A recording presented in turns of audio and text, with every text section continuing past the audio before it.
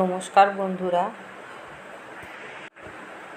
Me and Son channel পক্ষ থেকে তোমাদের সবাইকে স্বাগত জানাই।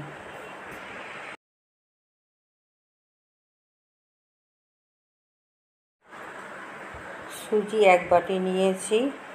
একটা পাত্রের মধ্যে সুজিটা ঢেলে নেব। চালের গুঁড়ো নিয়েছি হাফ বাটি, ওটাও ওই সুজির মধ্যে ঢেলে দেবো। দই নিয়েছি হাফ বাটি, টক দই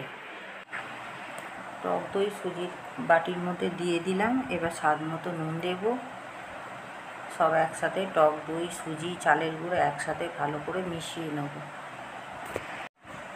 টক দই নিয়েছিলাম যে বাটিতে করে, সেই বাটিরই হাফ বাটি জল দিয়ে দেবো। এবার সুজিটা ভালো করে মেখে নেব। সুজিটা ভালো করে মেখে একটা নরম ডো তৈরি করে নেব। ঠিক এই রকম নরম থাকবে, কারণ সুজি তো পরে ওটা ফুলে যাবে। 10 মিনিট রেখে দেবো। 10 মিনিট পর সুজি মাখা থেকে ছোট লেচি কেটে নেব। গোল করে চ্যাপ্টা করে নিয়েছি। সবগুলোই এরকমভাবে তৈরি করে নেব। সবগুলো আমি তৈরি করে নিয়েছি। কড়াইতে গরম জল হয়ে গেছে। ঝাঁঝরিতে সাদা তেল মাখিয়ে নিয়েছি, ও কড়াইয়ের ওপর বসিয়ে দিলাম। এরপর সুজির এগুলোকে নিয়ে থালার ওপরে একটা একটা করে সাজিয়ে দেব। সবগুলোই থালার ওপরে সাজিয়ে দিয়েছি। এবার ঢাকনা দিয়ে দেব 6 মিনিটের জন্য। 6 মিনিট হয়ে গেছে। এবার ঢাকনা খুলে দেখে নেব। সবগুলোই সেদ্ধ হয়ে গেছে। আমি একটু হাতে করে দেখে নিচ্ছি, সেদ্ধ হয়ে গেছে সব। এবার আমি নামিয়ে নেব, ঠান্ডা হতে দেব। কড়াইতে সাদা তেল দিয়ে দেবো। গোটা জিরে দিলাম, কালো সর্ষে,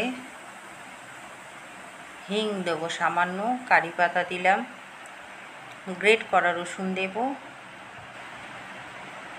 পেঁয়াজ কুচি দিলাম।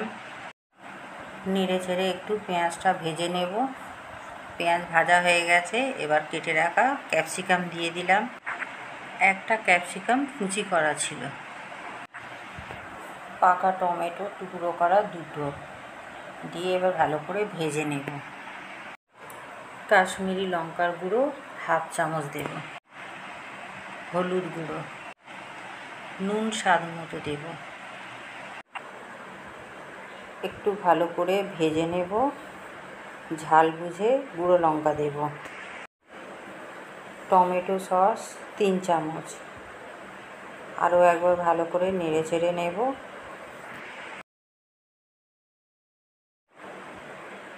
চিনি দেব সামান্য, কয়েকটা কারি পাতা দেব। ভালোভাবে মশলাটা কষে নেব। এরপর সামান্য জল দেব। মশলার সাথে জলটা ভালো করে মিশিয়ে নেব।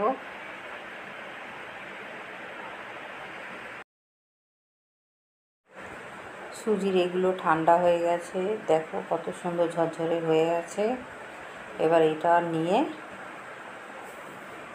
মশলার মধ্যে দিয়ে দেব। মশলার সাথে এগুলোকে ভালো করে নেড়ে চেড়ে ভেজে নেব।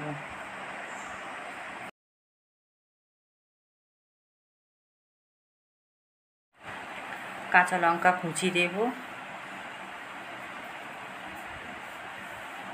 সাদা তিল দেব অল্প। আবারও ভালো করে নেড়ে চেড়ে ভেজে নেব। গ্রেভি শুকিয়ে গেছে। নাড়াচাড়া করে আমরা এবারে নামিয়ে নেব। গরম গরম পরিবেশন করব। আমার এই রান্নাটা যদি তোমাদের ভালো লাগে কমেন্ট করে জানিও।